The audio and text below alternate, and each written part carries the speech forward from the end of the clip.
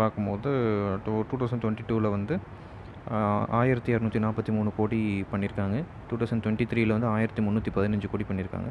And 2024ல் 1303 கோடி. So பெருசாக எங்கேயுமே அவங்க போகல. அந்த ப்ளஸ் ஆர் மைனஸ் 50 to 100 அந்த ரேஞ்சில் தான் அவங்க அதை பண்ணிகிட்ருக்காங்க. ஸோ ப்ராஃபிட் பார்த்தோம்னா 2023ல் நெகட்டிவில் தான் இருந்திருக்கு. பட் 2024ல் கொஞ்சம் கோப்பப் பண்ணியிருக்காங்க.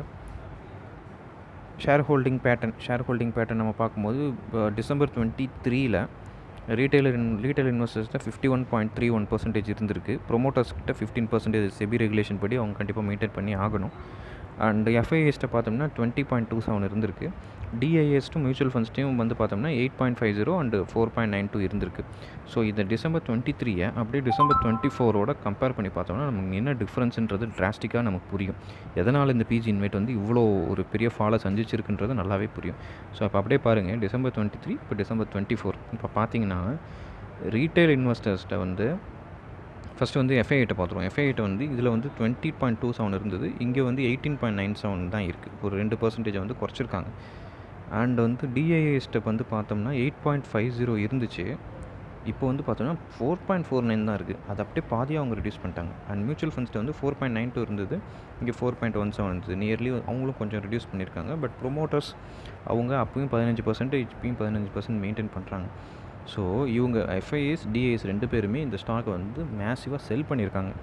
ஸோ அதை எல்லாத்தையும் வாங்கினது யாருன்னு பார்த்தோம்னா நம்ம தான், ரீட்டைல் இன்வெஸ்டர் என்ன பண்ணியிருக்காங்க, 51%, 51.31%லேருந்து 57.37%க்கு அவங்க ஸ்டேக்ஸை வந்து இன்க்ரீஸ் பண்ணியிருக்காங்க. ஸோ டிஐஎஸும் எஃப்ஐஎஸும் விற்றதை நம்ம தான் வாங்கியிருக்கோம். ஸோ அதனால தான் இந்த ஒரு ஸ்டாக்கை எப்போ எஃப்ஐஎஸும் டிஐஎஸும் சேர்ந்து செல் பண்ணுறாங்களோ அப்போவே அது வந்து மேசிவான வந்து ஒரு கரெக்ஷனை வந்து டெஃபினட்டாக வந்து கொடுக்கும். ஸோ அதனால தான் வந்து அது 140லேருந்து கிட்டத்தட்ட ₹74 வரைக்கும் போயிருக்கு. ஸோ இதுதான் ரியல் ரீசன். அது எதுக்காக சேல் பண்ணியிருக்காங்கன்னு பார்த்தோம்னா, இவங்க வந்து புதுசாக எந்த அசட்ஸையும் வந்து இன்க்ளூட் பண்ணலாம். ஆரம்பத்தில் அவங்க வாங்கினப்போ அவங்க வந்தப்போ என்ன அந்த 5 அசட்டை வந்து பவர் டிரான்ஸ்மிஷன் 5 அசட் வச்சுருந்தாங்க, அதையே தான் இன்னும் வச்சு ஓட்டிகிட்ருக்காங்க. ஸோ அதோட கேஷ் ஃப்ளோ, ஆப்ரேட்டிங் ப்ராஃபிட்டு என்றைக்காவது ரெடியூஸ் ஆகுது அப்படின்னா, அது ஏதாவது ஒரு ப்ராப்ளமை சந்திச்சுதுன்னா கண்டிப்பாக இந்த இன்வைட் வந்து பெரிய ரிஸ்கில் வரும். ஸோ இவங்களோட பே அவுட் கொடுக்குற இந்த டிவிடெண்ட்டு வந்து குறையிறதுக்கும் வாய்ப்புகள் இருக்குது.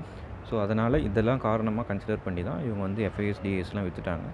ஸோ நம்மளும் வந்து இந்த ரிஸ்க் எல்லாத்தையுமே நம்ம கன்சிடர் பண்ணிக்கிட்டு தான் இந்த ஸ்டாக்கில் இறங்கணுமா வேணாமான்றதை டிசைட் பண்ணணும். ஸோ நான் பர்சனலாக எனக்கு டிவிடெண்ட் வேணும், எனக்கு கேபிட்டல் அப்ரிசியேஷன் வேணான்ற ஒரே ஒரு ரீசனுக்காக இந்த ஸ்டாக்கை டெய்லி நான் ஒரு ஸ்டாக் வந்து என்னால் முடிஞ்ச நான் கன்சிடர் பண்ணிட்டு தான் இருக்கேன். ஸோ ஒரு டைமில் வந்து இது நல்லா பெர்ஃபார்ம் பண்ணும் அப்படின்ற ஒரு நம்பிக்கை எனக்கு இருக்குது. அதனால் நான் பண்ணிகிட்ருக்கேன். அகைன் இது வந்து not a buy and sell call. So இது ஓனோட அனலைசிஸை